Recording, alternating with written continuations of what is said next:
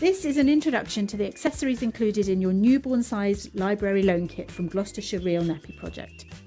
The kit comes with a number of accessories to ensure that you get the best out of your borrowed nappies.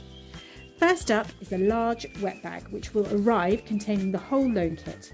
This is waterproof and it fastens with a zip, and you can use it to put the wet nappies inside while waiting for the wash. You can wash the bag along with the nappies, just make sure to tip the nappies out into the washing machine. A small wet bag is also included in the kit, which is ideal for taking them out and about.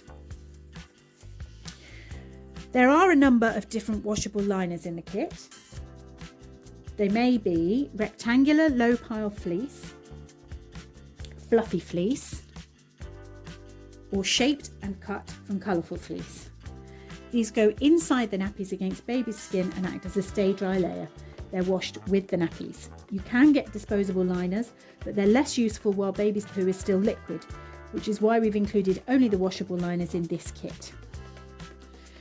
There are 3 of these stretchy nippers or snappies. These we use instead of the old-fashioned safety pins, and they're for fastening flat nappies.